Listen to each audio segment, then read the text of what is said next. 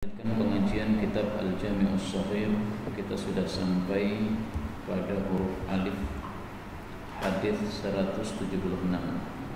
Qala al-muallif rahimahullah ta'ala wa nafa'ana bihi wa bi ulumihi fid dharain amin. Ijtanibu jauhilah majlis al-ashirah, perkumpulan ashirah. Ashirah itu adalah teman-teman yang terikat dalam suatu ikatan, misalnya satu kampung, majelis kampung namanya. Yang dimaksud hadis ini adalah menghindari majelis-majelis yang sia-sia, yang biasanya hanya membicarakan perkara dunia, kemudian terjerumus pada perkataan batil, ghibah, namimah dan sebagainya. Hadis ini derajatnya dhaif karena mursal, tetapi ada hadis yang semakna dengannya yang diriwayatkan oleh Al-Imam Muslim, yaitu hadis dengan kata kunci as-su'udat. Iyyakum, hindarilah oleh kalian, ijtanibu, hindarilah oleh kalian majalis as-su'udat, majlis-majlis di jalan-jalan, maksudnya di pinggir jalan. Tetapi larangan ini dipahami oleh para sahabat bukan larangan haram, tetapi larangan untuk memberitahukan yang lebih maslahat. Karena itu para sahabat mengatakan, innama qa'adna li ghairi ma ba'sin. Kami duduk tidak untuk suatu bahaya, suatu dosa, suatu ghibah, ya. Qa'adna natadzakar, kami hanya duduk untuk diskusi aja.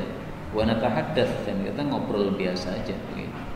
Nah, maka Nabi kemudian mengatakan, immala, jika kalian tidak bisa meninggalkannya, fa'addu haqqaha, tunaikan haknya jalan. Pertama, ghadul basar, menundukkan pandangan. Kedua, raddus salam, membalas salam. Yang ketiga, husnul kalam, ngomong yang baik.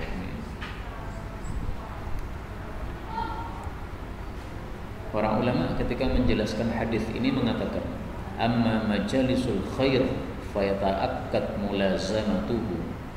Adapun majlis-majlis yang baik seperti majlis ilmu, maka sangat ditekankan untuk melaziminya. Ya, termasuk majlis seperti ini, ya, kita disuruh untuk melazimi. Selama kita punya waktu dan kita mampu hadir, maka hadir. Ya. Karena siapapun kita pasti akan mendapatkan orang yang di atas kita dari sisi ilmu. Maka saya hadir di majelisnya orang yang lebih berilmu. Orang yang lebih berilmu itu hadir di majelisnya orang yang di atas dia, dan seterusnya. Semua kita tidak ada yang alim total mutlak, gak ada. Semua kita hanya alim ketika dia bertemu dengan orang yang di bawah dia. Tapi ketika bertemu dengan orang yang di atas dia, maka kita semuanya pasti jahil. 177. Ijtanibu, hindarilah al-kabair, dosa-dosa besar, jauhilah. Wasaddidu, dan sadatlah. Sadat itu artinya tengah-tengah, tidak ifrat, tidak tafrid. Jadi istiqamah. Kalau ifrat itu berlebihan ke atas, misalnya salat malam semalam suntuk tanpa tidur. Kalau tafrid itu berlebihan ke bawah, misalnya tidur terus tanpa salat tahajud. Nah, sabtu itu tengah-tengah antara keduanya. Ya, ada tidur, ada salat tahajud, misalnya. Wa absyiru, dan bergembiralah, yaitu bergembiralah akan masuk jannah kalau melakukan dua perkara ini. Jadi dua perkara ini kunci masuk jannah. Hadis ini sahih meskipun mursal, tetapi dikuatkan oleh jalur-jalur yang lain. 178. Ijtanibu, jauhilah da'watil mazlum, doanya orang-orang yang terzalimi. Kenapa? Ma bainaha, tidak ada antara doa-doa tersebut, wa bainallah, dengan Allah, hijabun, penutup atau tirai. Hadis ini dhaif tetapi maknanya sahih sesuai dengan dalil-dalil yang sudah pernah kita baca. 179. Ijtanibu, jauhilah kulla muskirin, setiap yang memabukkan. Hadis ini sahih. Ijtanibu, jauhilah ma askara, apapun yang dapat memabukkan. Nah, hadis ini menunjukkan bahwasanya semua yang bisa memabukkan dari bahan apa saja hukumnya adalah haram. Dan ini pendapat mayoritas para ulama. Menyelisih mereka mazhab Hanafi. Mazhab Hanafi mengatakan yang haram secara mutlak itu hanya minuman keras yang terbuat dari anggur saja. Adapun selain dari anggur, ya misalnya dari matu, ataukah dari coka, ataukah dari apalah yang bisa memabukkan, maka menurut mereka dibagi dua. Kalau hanya sedikit sehingga tidak memabukkan, maka masih halal. Tetapi kalau sudah banyak, misalnya 1 gelas yang kira-kira kalau diminum itu memabukkan, maka haram. Nah, yang benar adalah tidak seperti itu. Yang benar seperti yang dikatakan oleh para ulama, mayoritas ulama, bahwasanya apapun yang bisa memabukkan maka dia itu haram secara mutlak, mau sedikit mau banyak haram. Maka khamar itu dari bahan apapun, meskipun hanya setetes, yang kalau kita teteskan pada lidah kita tidak akan mabuk, tetap haram. Kenapa? Sabda Nabi jelas, ijtanibu ma askar, ya, apapun yang bisa memabukkan. Nah, ini ditafsiri dalam hadis yang lain, apa yang banyaknya membuat mabuk, maka sedikitnya pun juga haram. 181. Ujthu, duduklah kalian itu ala rukabi, pada lutut-lututnya. Jadi duduk berlutut maksudnya. Tsumma qulu, kemudian ucapkanlah ya Rabb, ya Rabb, wahai Allah, wahai Allah. Maksudnya disuruh mengulang-ulang, wahai Rabbku, wahai Rabbku. Hadis ini disahihkan Suyuti, didhaifkan Al-Albani. Hadis ini termasuk hadis-hadis sababiyah. Apa itu hadis sababiyah? Punya sababun wurud. Sebabnya adalah, mari kita lihat sababul wurudnya.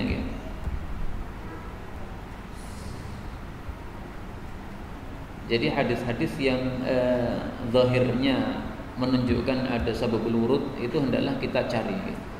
Ini kan kalimatnya sendiri menunjukkan ada sababul wurud, ya. Kenapa kok tiba-tiba Nabi menyuruh untuk duduk berlutut mengucapkan ya Rabb, ya Rabb? Ini ada apa sih? Nah, mestinya kita muncul pertanyaan begitu. Jadi baca hadis jangan hanya sekedar baca, tapi dirasakan.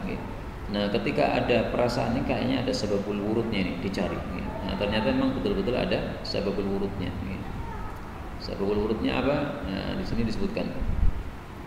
Syaka qaumun, suatu kaum itu mengadukan ilal Mustafa sallallahu alaihi wasallam, kepada Nabi sallallahu alaihi wasallam, qahtal matar, akan tidak turunnya hujan, paceklik. Faqala, maka Nabi mengatakan ujthu 'ala rukab wa qulu ya Rabb, ya Rabb. Jadi maksudnya kalau turun hujan ini berhenti sementara kita kekeringan, seperti tadi ada infak untuk kekeringan air, maka maksudnya kita harus melakukan dua perkara. Pertama adalah doa dengan menunjukkan ketundukan kita kepada Allah Subhanahu wa taala. Bagaimana doa yang sangat menunjukkan ketundukan kepada Allah? Duduk pada lutut, seperti duduk di antara dua sujud nih. Jadi lututnya berada di tanah. Nah, itu menurut para ulama adalah duduk yang paling beradab. Kenapa? Ini duduknya para pelayan di hadapan raja-raja mereka. Ada pelayan memberikan makanan kepada raja, rajanya duduk di atas kursi. Nah, itu nanti dia akan duduk dulu di tanah, duduknya berlutut, setelah itu baru memberikan apa? Hidangan. Nah, inilah duduk paling adab kepada penguasa di dunia. Nah, maka kepada Allah juga harus lebih beradab. Maka para ulama katakan termasuk tidak sopan kepada Allah kalau kita duduk dalam posisi bersila kemudian berdoa. Kenapa? Bersila ini kondisi orang-orang santai, nyantai. Ya meskipun secara hukum ya tetap boleh, ya setelah salat kita bersila doa, ya nggak ada larangan. Tetapi dari sisi adab maksudnya kurang utama. Kenapa? Kondisi kita kondisi santai, maksud santai-santai minta sama Allah. Nah, mestinya menunjukkan apa? Ketundukan kita atau keperluan kita kepada Allah Subhanahu wa taala.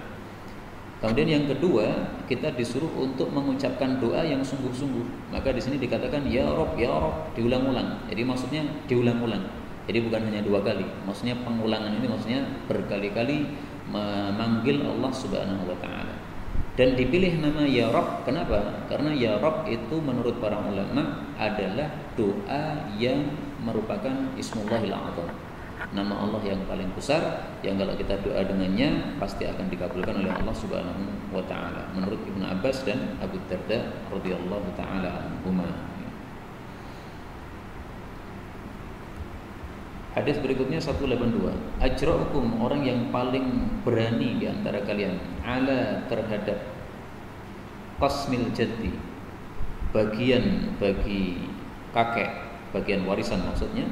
Ajra'ukum 'alan nar, dialah yang paling berani di antara kalian terhadap api neraka. Hadis ini mursal. Maksudnya gini, bagian warisan yang paling jelimet di dalam bab mawaris itu adalah bagiannya kakek. Karena kakek itu kondisinya beda-beda, kadang mendapatkan asobah, kadang mendapatkan faraid. Kemudian ketika mendapatkan faraid tidak hanya satu kondisi, sehingga menyebabkan orang yang sudah paham mawaris kadang-kadang ragu-ragu, ini kena mana ini ya. Bahkan Sayyidina Umar itu dikatakan dia pernah memberikan berkali-kali keputusan, sampai berapa itu, 100 keputusan apa ya, 100 keputusan dalam bab bagian warisan untuk kakek, tapi satu sama lain antara keputusan-keputusan beliau itu saling bertentangan. Ini menunjukkan apa? Bahwa ini memang bagian yang sulit, yang susah, memang tidak ada nas yang tegas dari Nabi SAW, sehingga terjadi perbedaan pendapat di antara para ulama. Maka maksud hadis ini, meskipun dhaif hadisnya ya, berhati-hatilah dalam memberikan bagian warisan kakek. Jangan gerusa-gerusu, jangan cepat-cepat, dipikir dulu, ya, dirujuk dulu kitab-kitab ulama, nah baru kemudian memberikan keputusan. 183. Ajra'ukum, yang paling berani di antara kalian, alal futya, untuk berfatwa. Ajra'ukum 'alan nar, itu yang paling berani di antara kalian terhadap api neraka. Hadis dhaif, tetapi ya isinya benar kan. Kalau kita mudah-mudah fatwa itu apa sih? Fatwa itu adalah memberikan jawaban terhadap permasalahan-permasalahan pelik, itu namanya fatwa. Kalau masalah gamblang itu bukan fatwa. Misalnya salat salat 5 waktu hukumnya apa? Ya wajib, itu semua orang tahu. Ini namanya bukan fatwa. Fatwa misalnya perkara-perkara yang pelik. Pemerintah Indonesia ini ulil amri atau bukan? Pemerintah Indonesia ini wajib dilengserkan apa tidak? Atau boleh dilengserkan apa tidak? Solo ini rata-rata umat Islam, berarti Solo ini bisa dikatakan kampung muslim, tapi dipimpin rudi kafir. Nah, ini wajib dilengserkan atau tidak? Nah, itu kalau mau fatwa hati-hati dulu, berhati-hati. Kalau yang saya pelajari bahwasanya ulama sepakat umat Islam wajib melengserkan pemimpin kafir. Jadi sebenarnya umat Islam Solo ini menurut kesepakatan ulama wajib melengserkan siapa? Pak Rudi sebenarnya, tetapi kewajiban itu berkaitan dengan kemampuan. Lah kita mampu enggak? Kan enggak mampu. Coba seandainya saya mengajak antum, ayo lengserkan Pak Rudi misalnya, nah, besok semuanya udah mati mungkin, dibedili kabeh, mati kabeh. Maka istri kita semuanya janda, anak kita semuanya yatim, berarti enggak mampu. Enggak mampu udah menang aja wes. Doa yang baik sama Allah Subhanahu wa taala. Itu yang saya pelajari begitu. Ada ijma'nya para ulama, ada tulisan dalam hal ini, insyaallah akan saya sebarkan besok. 184. Ija'an, jadikanlah baina adzanika, antara adzanmu, wa iqamatika, dengan qamatmu, nafasan, waktu longgar. Hatta yaqdiyal mutawaddi, sehingga orang yang wudu itu menyelesaikan hajatahu, hajatnya, BAK, fi mahlin, dengan santai ya, dengan perlahan-lahan. Jadi enggak tergesa-gesa ya. Wa yafrughal akil, dan juga orang yang makan itu selesai min ta'amihi, dari makanannya, fi mahlin, juga dengan santai. Hadis ini didhaifkan oleh Suyuti, tetapi disahihkan oleh Al-Albani. Imam Suyuti mendhaifkannya, tetapi Al-Albani malah mensahihkannya. Ij'al baina adzanika wa iqamatika nafasan. Di situ ada enggak tadhifnya Imam Suyuti? Oh, enggak ada. Coba saya cek lagi ya. Mungkin hadis berikutnya.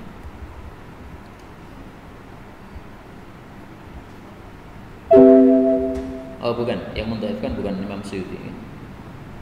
Imam Nawawi, dzakarahu Nawawi fil ahadits ad-dha'ifah. Banyak lagi. Rata-rata ulama mendhaifkan. Nah, maka di sini Syekh Munawi mengatakan, wa bidzalika kullihi yu'lamu ma fi tahsinil muallif lahu. Dari penjelasan tentang kedhaifan hadis ini diketahui bahwasanya penilaian hasan dari Imam Suyuti ini bermasalah.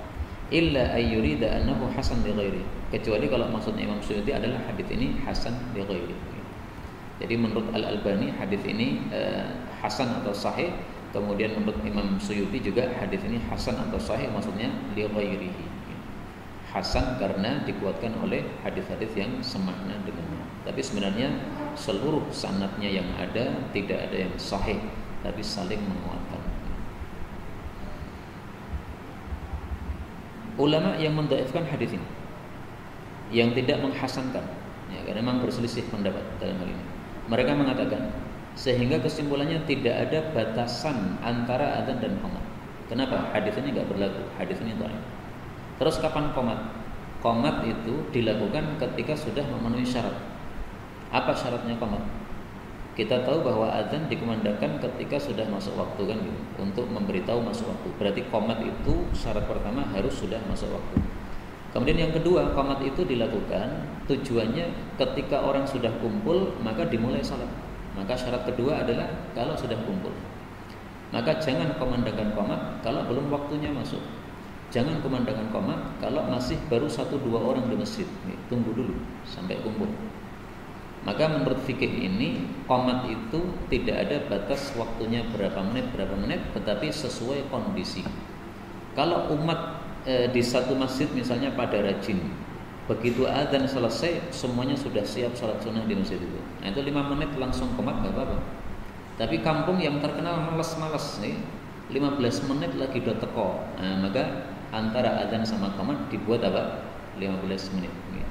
Maka kalau ada jam begini, ini jangan terikat banget nih. Ini hanya sekedar membantu saja.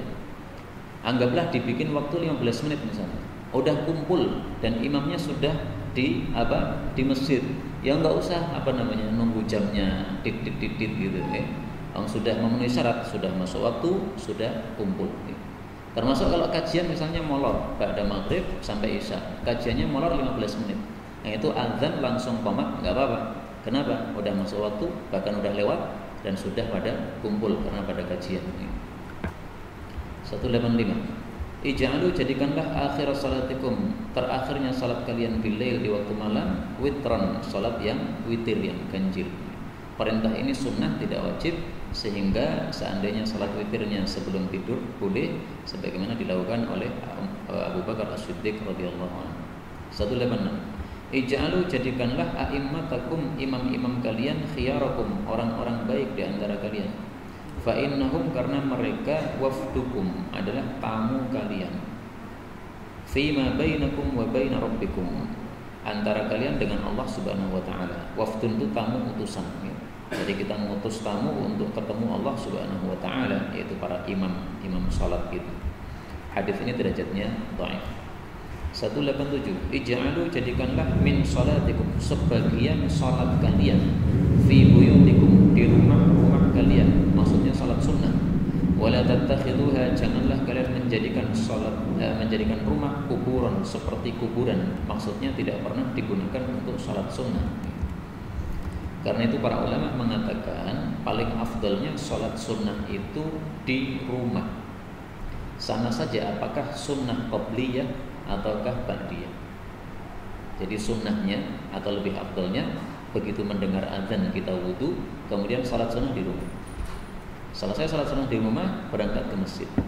Sampai di masjid kalau sudah qamat, pas, alhamdulillah. Kalau belum qamat, salat sunnah lagi, maka pahalanya berlipat ganda. Itu yang paling afdal seperti itu, dan rata-rata umat Islam tidak melakukan yang paling afdal. Rata-rata mereka salat sunnahnya di masjid. Ya terserah, kalau mau pengen pahala yang besar, caranya gitu tadi, salat sunnah di rumah, bukan di masjid. 188. Ij'alu jadikanlah bainakum, antara kalian, wa bainal haram, dengan sesuatu yang haram, sitran minal halal, penutup dari yang halal. Man fa'ala dzalik, siapa melakukan itu, istabra'a li irdih, dia membersihkan untuk kehormatannya, artinya tidak akan digunjing orang, wa dinihi, dan juga agamanya. Wa man arta'a fihi, barang siapa yang merumput padanya, kana kal murti', itu seperti orang yang merumput, ila jambil hima, di sampingnya tanah larangan. Yushiku ayyaqa'a fi, dia nyaris masuk pada tanah larangan tadi. Wa inna likulli malikin hima, sesungguhnya setiap raja memiliki tanah larangan. Himallah fil ardi maharimu, dan tanah larangannya Allah di bumi adalah keharaman-keharamannya. Hadis ini sahih, menunjukkan bahwasanya kita harus ambil jarak dari yang haram dengan meninggalkan sesuatu yang halal yang dekat kepada haram tersebut.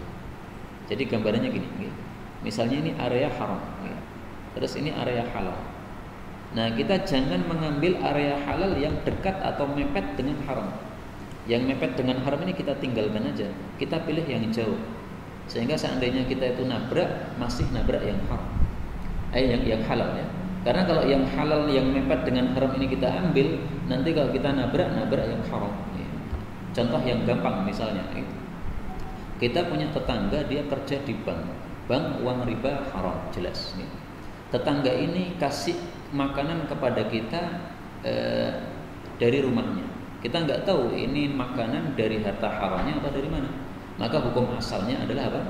Halal. Hukum asal fikih. Tapi bolehkah kita warak untuk meninggalkan makanan tadi? Boleh.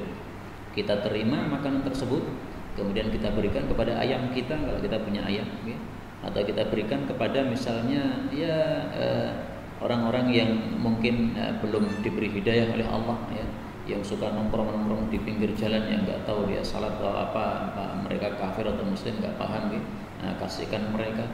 Karena memberikan makanan kepada makhluk hidup tetap berpahala, meskipun memberikan makanan kepada orang kafir tetap apa? Berpahala. Tapi kita sendiri nggak makan. Itu contoh menghindari sesuatu yang dekat kepada yang haram. Meskipun halal hukum asalnya, ya halal, tapi kita boleh warak dalam bab tadi. 189, ij'alu, jadikanlah bainakum, antara kalian, wa bainan nar, dengan neraka, hijaban, tirai, penutup, walau meskipun bisyidqi tamrah, dengan separuh dari kurma. Maksudnya sedekah apapun yang kita mampu. Nah, misalnya ada amplop ini untuk sedekah air, mampunya berapa? Saya mampunya 5.000, ya nggak apa-apa. Meskipun 5.000 untuk beli air itu pirawi, tapi kan dikumpulkan dengan yang lain, maka ini adalah penghalang kita dari masuk neraka. Jadi kesimpulannya sedekah bisa menghalangi kita dari neraka. 190, ajillu, muliakanlah Allah subhanahu wa ta'ala, yughfal lakum, niscaya yaghfir lakum, niscaya Allah akan mengampuni kalian. Boleh juga dibaca yughfal lakum, diampuni untuk kalian, tapi paling bagusnya dibaca yaghfir karena sudah ada fa'ilnya, yaitu Allah subhanahu wa ta'ala. Hadis ini dhaif menurut Al-Albani.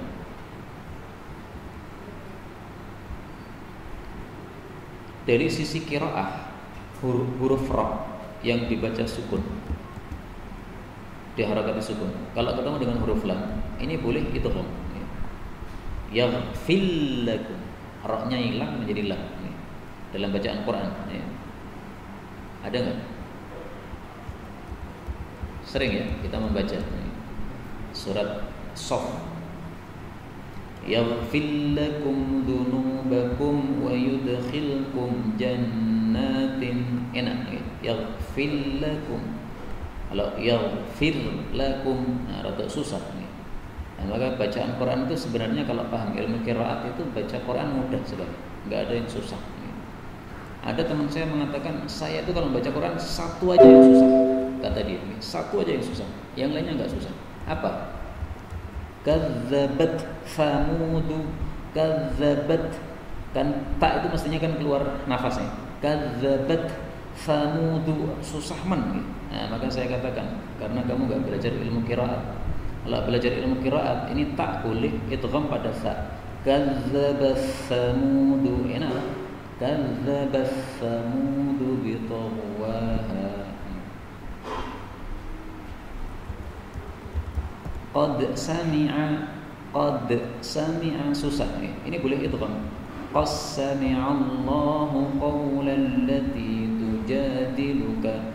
Qad sami'a Allah. Hal tara, boleh hal tara. Ini ilmu idgham. Tapi ilmu idgham ini memang tidak ada dalam qiraah Asim.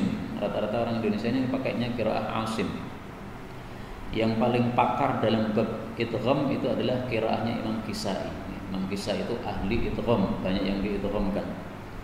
Tapi boleh kita mencampurkan antara qiraah Asim dengan qiraah Kisai karena semuanya sumbernya dari Nabi Muhammad sallallahu alaihi wasallam. 191. Ajmilu, perbaguslah fi talabid dunya. Talabi gitu. Oh, di sini kok tipi. Talabi apa tipi? Talabi, salah tulis. Ajmilu, perbaguslah fi talabid dunya dalam mencari dunia, maksudnya mencari nafkah. Fa inna kullan, karena sesungguhnya setiap orang itu muyassarun, dimudahkan oleh Allah lima kutiba lahu, terhadap apa yang ditetapkan untuk dia minha, dari dunia. Hadis sahih. Jadi kita disuruh untuk mencari dunia secara baik. Secara baik itu gimana? Secara halal. Jadi tidak usah bisnis sampai membunuh bisnisnya orang lain. Bisnis saingan sampai membunuh bisnisnya orang lain. Enggak benar. Biarkan orang lain bisnis, kita juga bisnis, semuanya jalan yang lurus supaya semuanya bagus. Jangan sampai yang bagus milik kita saja, orang lain mati. Enggak begitu. Semuanya bagus, saling tolong-menolong bagus. Karena ketetapan Allah tidak akan berubah. Kullun muyassarun lima kutiba lahu minha. 192. Ajwa'un nas, orang yang paling lapar adalah talibul ilm, pencari ilmu. Wa asba'uhum, yang paling kenyang, alladzi la yabtaghi, yang tidak mau mencari ilmu. Hadis ini dhaif. Tetapi saya temukan hadis yang semakna dengannya, yaitu sabda Nabi sallallahu alaihi wasallam, man humani la yashba'an.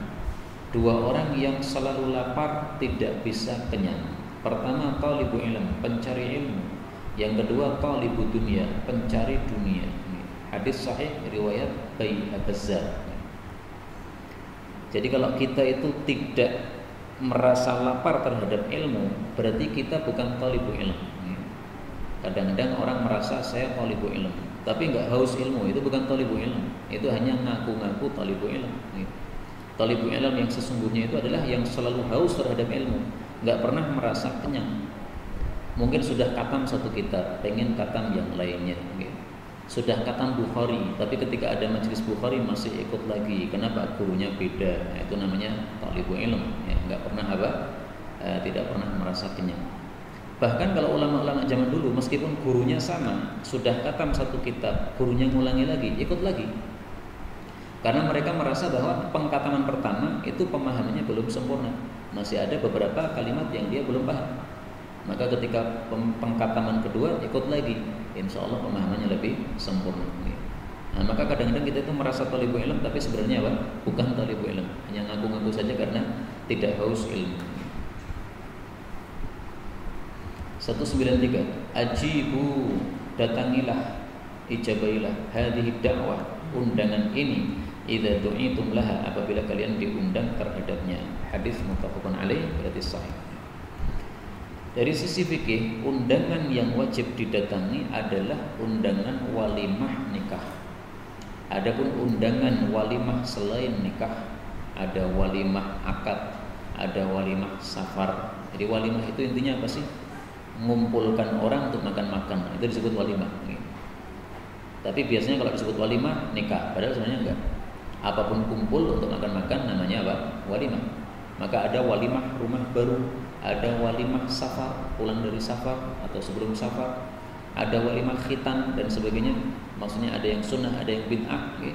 Nah, yang wajib ini hanyalah walimah akad nikah, walimah nikah. Adapun walimah akad nikah tidak wajib didatangi. Biasanya di Indonesia itu yang dibesarkan itu walimah akad nikah. Pihak perempuan diakadkan dengan pihak laki-laki. Itu digedekan. Nah, itu tidak wajib kita datang. Kenapa? Itu bukan walimah nikah, tapi walimah akad nikah. Nanti setelah itu pihak laki-laki juga ngadakan di kampung dia, tapi kecil-kecilan. Nah, ini justru yang wajib ini. Karena walimah nikah yang itu yang dilakukan oleh siapa? Pihak laki-laki.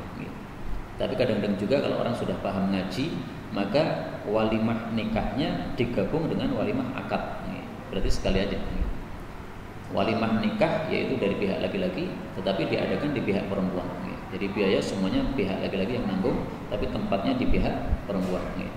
Atau mungkin separuh-separuh ya, karena pihak perempuan juga punya undangan, maka dia menanggung beban nafkahnya, kemudian separuhnya dari pihak laki-laki, sehingga tamunya imbang. Tamumu 100, tamu saya 100, 200, perlu berapa duit, separuh-separuh. Nah seperti ini wajib kita datangi karena walimah nikah. Maka kalau sebagian ikhwan mengundang saya dalam walimah akad saya tidak datang, jangan dirasani. Ora wajib kok, masa dirasani. Tidak wajib ya tidak datang kan nggak apa-apa Pak. Tidak wajib loh ya.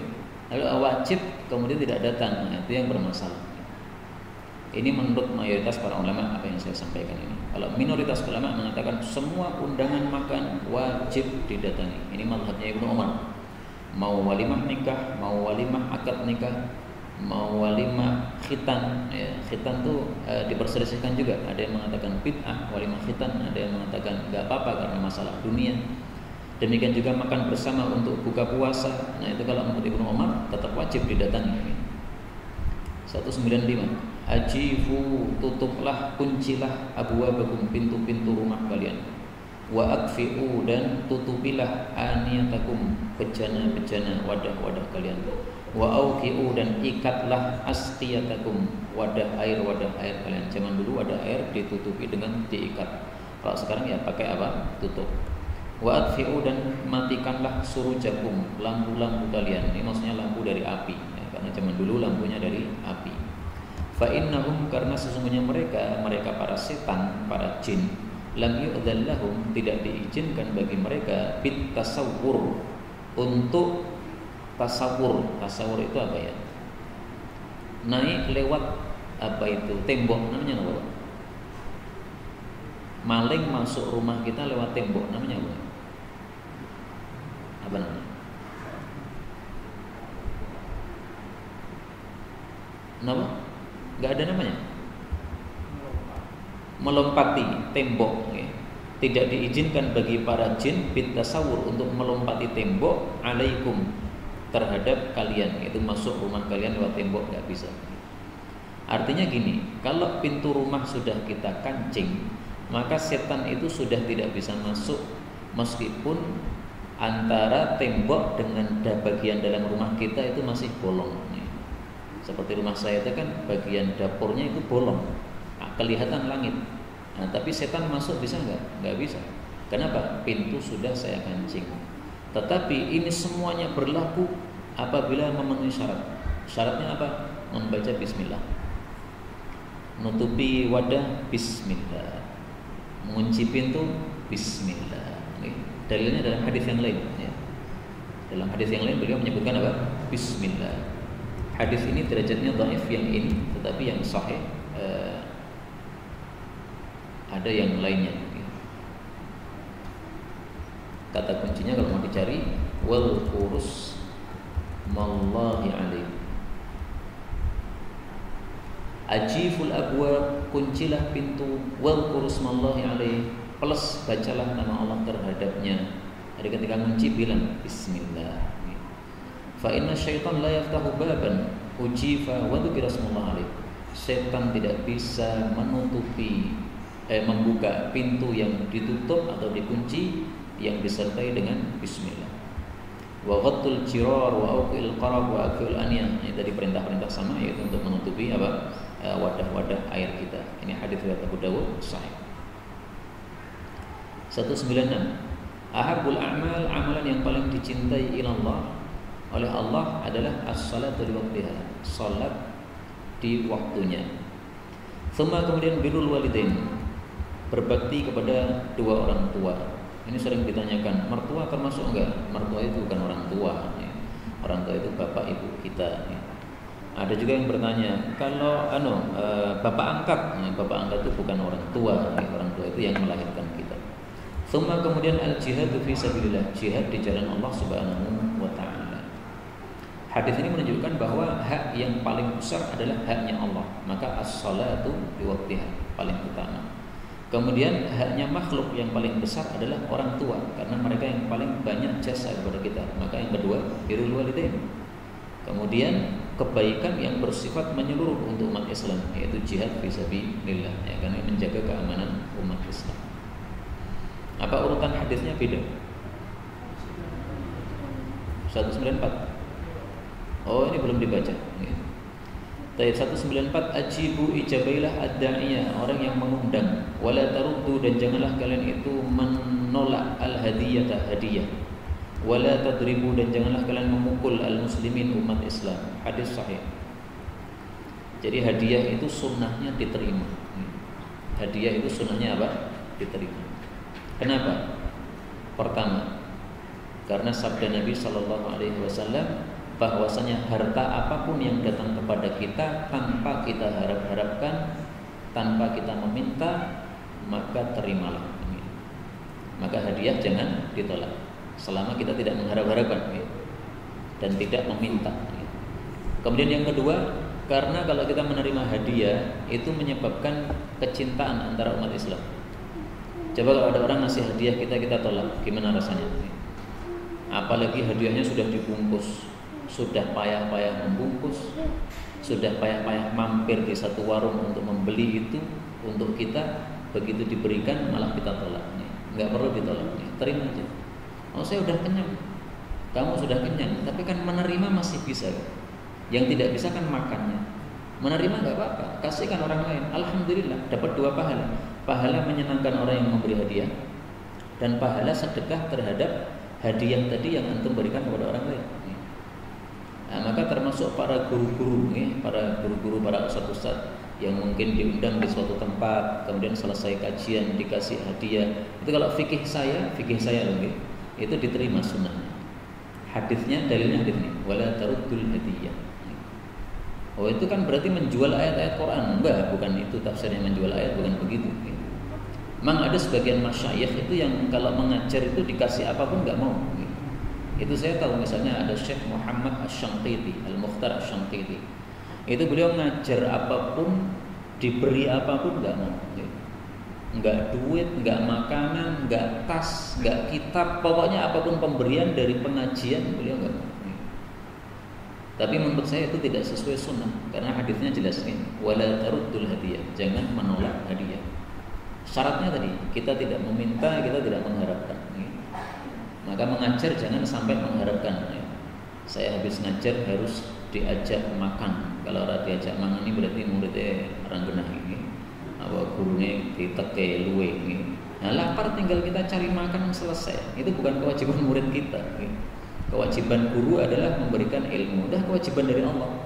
Sehingga tidak ada kewajiban murid untuk kasih makan gurunya, enggak. Ya, maka jangan mengharapkan apa pemberian dari mengajar, tapi ketika datang maka la taruddul hadiyah, jangan menolak hadiah. Wallahu a'lam bishawab. Kalau benar fikih ini maka dari Allah, kalau salah astagfirullahaladzim wa lakum. 195 ajifu kuncilah, udah lewat tadi. 197 ahabbul a'mal, amalan yang paling dicintai ilallah ta'ala, oleh Allah ta'ala adalah adwamuha, yang kontinu, wa in qalla, meskipun sedikit. Hadis muttafaqun alaih, berarti sahih. Hadis ini menunjukkan bahwa amalan yang paling besar pahalanya adalah yang kontinu. Kenapa? Karena kalau kontinu, maka ketika kita tinggalkan karena udzur, pahalanya masih diberikan oleh Allah. Panjenengan misalnya punya adat sholat duha, suatu saat tidak bisa sholat duha, berpahala tetap. Kenapa? Karena ada udzur. Biasanya antum baca Quran sehari 1 juz, suatu saat ada udzur, sakit atau apalah, tidak bisa 1 juz, dapat pahala 1 juz. Makanya nanti katakan ahabbul a'mal, amalan yang paling dicintai oleh Allah. Paling dicintai oleh Allah itu maksudnya paling afdal. Paling afdal itu maksudnya paling besar pahalanya. 3 kalimat ini sama maknanya, ya. Paling afdal, paling dicintai oleh Allah, paling besar pahalanya, maknanya sama menurut para ulama kita. Kemudian jangan salah paham, yang dimaksud adwamuha, continue, itu maksudnya selalu diamalkan. Sebagian orang itu mengatakan adwamuha wa in qalla, sedikit saja, tidak usah banyak-banyak, yang penting continue. Sehingga dia seumur hidup itu sholat malam hanya 3 rakaat saja. padahal waktunya longgar. Nah, itu salah. Yang dimaksud continue itu bukan harus jumlah rakaatnya 11 terus, nggak begitu. Yang penting melakukan terus, itu namanya continue. Naik turun nggak apa-apa. Misalnya, pas waktunya longgar 11 rakaat, pas waktunya mepet 3 rakaat, nggak apa-apa. Yang penting continue. Nah, maka salah kalau orang yang penting continue 3 rakaat saja, nggak usah nambah-nambah. Padahal bangunnya jam 2, ya lucu. Bangun jam 2 3 rakaat, kulhu kabeh. Nah, terus sisa waktu untuk apa? Mubadzir. Itu termasuk salah paham ya. Dan salah paham ini saya dapat di masyarakat. Sebagian menganggap bahwa yang penting sidik. Ya betul, yang penting continue yang penting continue asalkan sedikit. Ya betul itu, tetapi penerapannya yang salah. 198. Ahabbul a'mali ila Allah, amalan yang paling dicintai oleh Allah, antamuta anda mati wa lisanuka rabbun min dzikrillah. Lidahmu basah dengan sebab zikir kepada Allah Subhanahu wa taala. Hadis ini derajatnya sahih. Hadis ini menghasung kita untuk memperbanyak zikir. Hadis ini secara tidak langsung menyuruh kita untuk apa? Memperbanyak zikir. Kenapa? Karena tidak mungkin kita mati dalam kondisi zikir kecuali kalau sudah lidah kita itu terbiasa zikir. Karena matinya setiap orang itu sesuai kondisi dia, kondisi kebiasaan dia. Ada orang biasa zina, akhirnya dimatikan oleh Allah saat zina, ya wajar. Ada korek dari Syam, matinya ketika baca Quran, ya wajar. Dia setiap hari mengajarkan Quran, setiap hari duduk sekitar 8 jam untuk nyimak murid-muridnya baca Quran. Matinya pas baca Quran, ya wajar. Syekh Kasyaf dari Mesir, itu beliau matinya ketika sujud salat tahajud, ya wajar. Dia rajin salat tahajud. Kiai dari Temboro itu, Ustaz siapa itu, Ziron, matinya ketika dia buka puasa. Buka puasa duduk ambil 1 gelas, setelah minum selesai ditaruh, kemudian dingklok gini. Dingklok itu nggak dangak-dangak lagi, ternyata mati. Nah, wajar, beliau ahli puasa, suka puasa sunnah, wajar dimatikan dalam kondisi apa? Puasa. Nah, kalau kita ingin mati dalam kondisi lisannya zikir, berarti kita harus membiasakan apa? Zikir. Kalau kita nggak biasakan zikir, mudah nganggur mulut, tidak mungkin mati dalam kondisi zikir, nggak mungkin.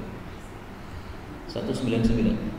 Ahabbul a'mal, amalan paling disukai ilallah oleh Allah, man at'ama, orang yang memberi makan miskinan kepada orang miskin, min ju'in, dari sebab lapar. Atau dafa'an maghraman, melunasi untuk dia hutang. Menolak hutang maksudnya apa? Yang melunasi hutang atau supaya tidak terjerumus dalam hutang. Au kasyafa'an karban, atau menyingkapkan dari dia kesusahan. Hadis ini dhaif. Tapi ada hadis sahih yang sudah mencukupi kita dari hadis ini. Apa itu? Nabi sallallahu alaihi wasallam ditanya, "Ya Rasulullah, ayyul islami khairun?" Islam apa sih yang paling cakep? Ini hadis muttafaqun alaih ini malah. Beliau mengatakan Islam paling cakep itu tut'imut ta'am, kamu kasih makanan. Yang kedua, taqra'us salam, kamu ucapin salam ala man arafta wa man lam ta'rif, kepada siapapun yang kamu kenal maupun tidak kamu kenal. Kalau zaman sekarang terjemahnya misalnya kamu ucapkan salam meskipun teman sepengajian atau teman pengajian yang lain. Jadi jangan gara-gara ngajimu nanti ini penumpang ngomong salam. Padahal apa? Sama-sama penumpang ya muslim, gumo ya muslim. Karena panjenengan ngaji di gumo nggak mau salam sama penumpang. Penumpang ngaji di penumpang nggak mau salam sama yang ngaji di gumo. Itu setan ya begitu.